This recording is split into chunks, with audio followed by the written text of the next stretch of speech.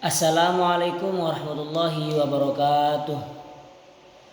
Perkenalkan, nama saya Syarif Hidayatullah.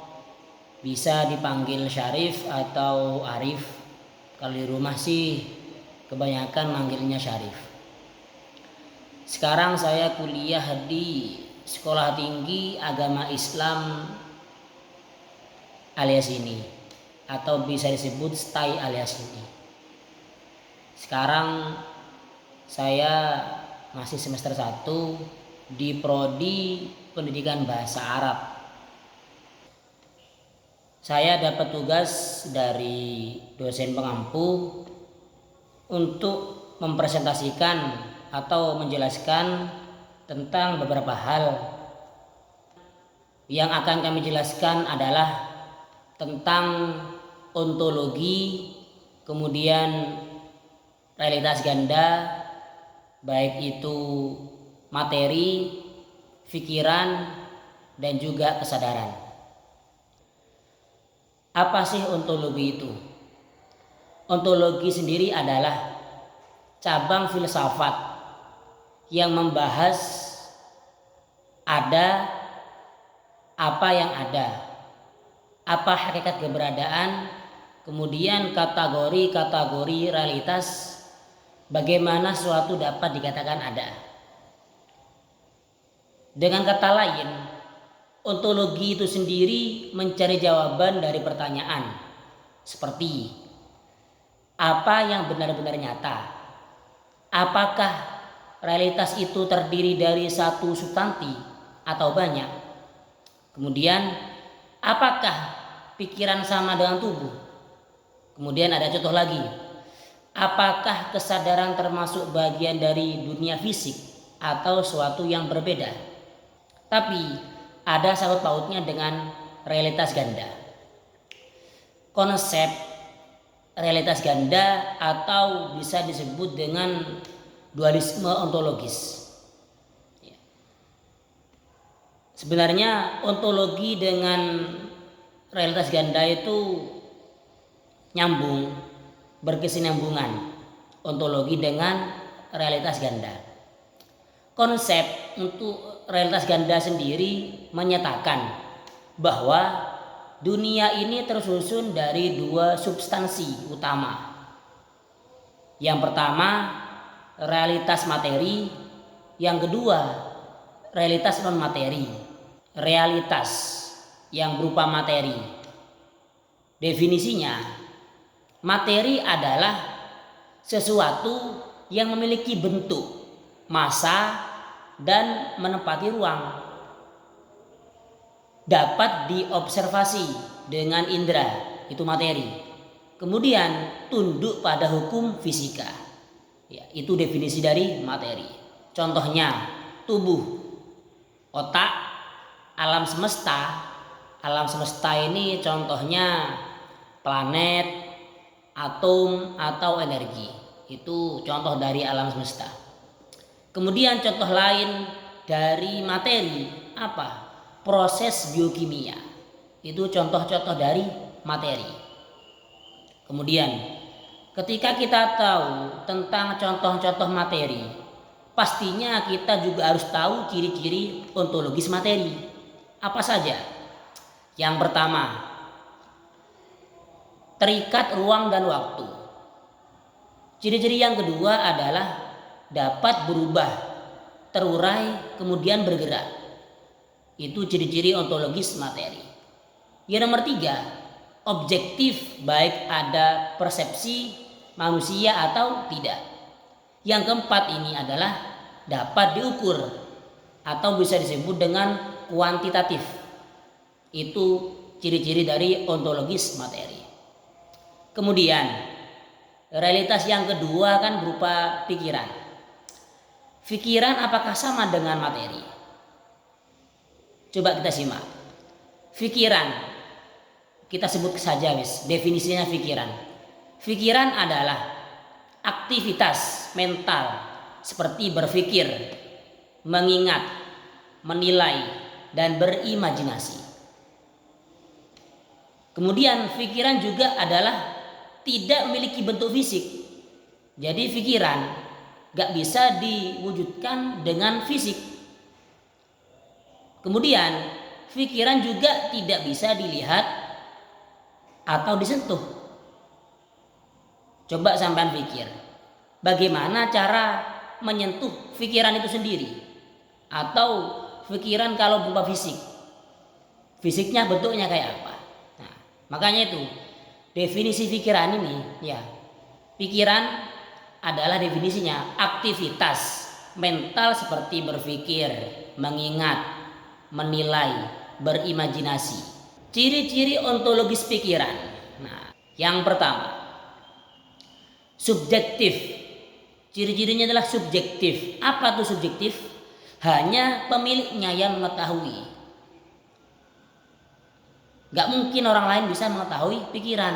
Makanya itu pikiran disebut subjektif. Kemudian ciri-ciri yang kedua adalah intensional. Apa itu intensional?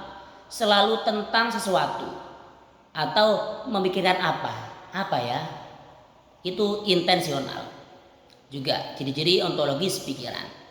Kemudian yang ketiga adalah kualitatif. Kualitatif ini seperti memiliki rasa atau pengalaman batin. Itu adalah pikiran, ciri-ciri pikiran. Kemudian yang keempat adalah pikiran itu tidak bisa direduksi. Itu ciri-ciri. Pikiran tidak bisa direduksi sepenuhnya menjadi aktivitas otak. Jadi kita tidak bisa sepenuhnya itu direduksi menjadi aktivitas otak. Contohnya rasa sedih. Rasa sedih itu sendiri tidak bisa sepenuhnya kita menjadi aktivitas otak. Kemudian ide matematika dan kenangan masa kecil ini tidak bisa kita reduksikan sepenuhnya aktivitas otak. Kemudian niat atau kehendak. Kemudian realitas yang terakhir yaitu kesadaran. Kesadaran itu berbeda jauh dengan pikiran, tidak sama. Kesadaran dengan pikiran itu jauh berbeda. Pikiran itu sama dengan proses mental, itu pikiran. Kalau kesadaran itu sendiri adalah penyaksian diri atau proses itu kesadaran. Ya. Jadi pikiran sama kesadaran tidak bisa kita samakan. Kesadaran sama pikiran itu berbeda. Kalau pikiran itu proses mental, kalau kesadaran adalah penyaksian diri atau proses itu.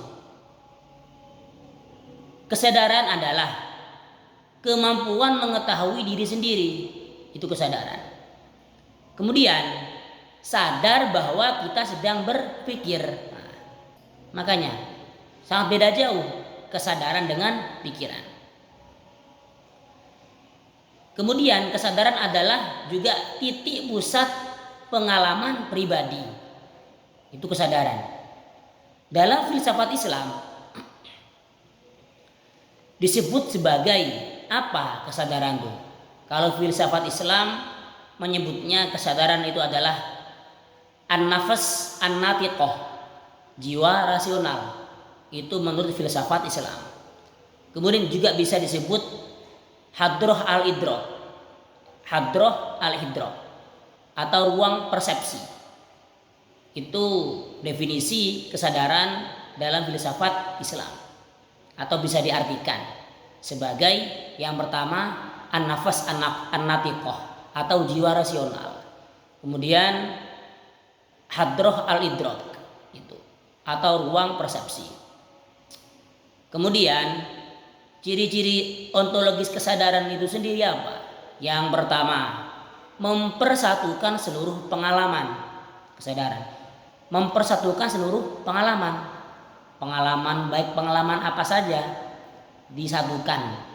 Yang kedua, tidak dapat dipecah, itu adalah kesadaran. Yang ketiga, tidak ditemukan secara material dalam otak. Kesadaran itu bagaimana bentuknya, kesadaran itu gimana ya, dan tidak bisa kita temukan materialnya dalam otak. Sekarang mungkin timbul pertanyaan, apa sih hubungan antara materi, pikiran, dan kesadaran?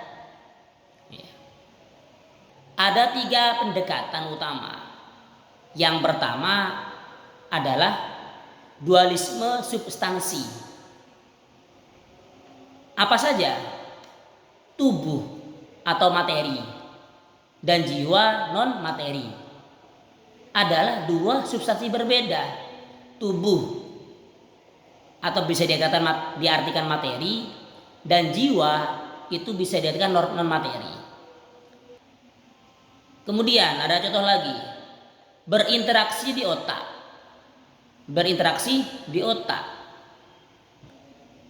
Ini yang terakhir ini lagi, ada contoh lagi, kesadaran bersifat non fisik.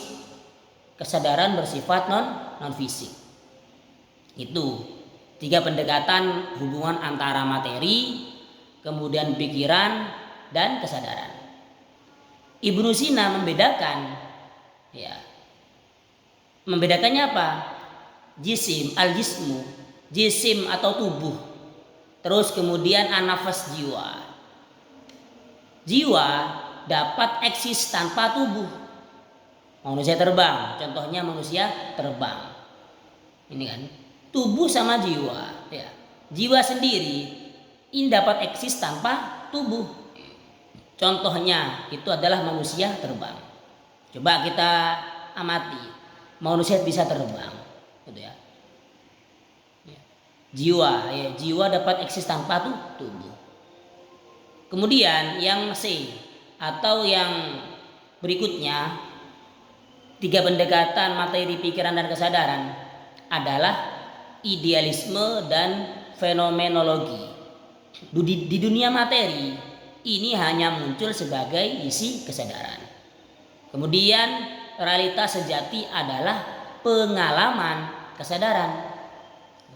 Itulah 3 pendekatan antara materi, pikiran, dan kesadaran. Kemudian bagaimana sih realitas ganda itu bekerja? Bagaimana cara bekerjanya cara bekerja realitas ganda? Saya jelaskan.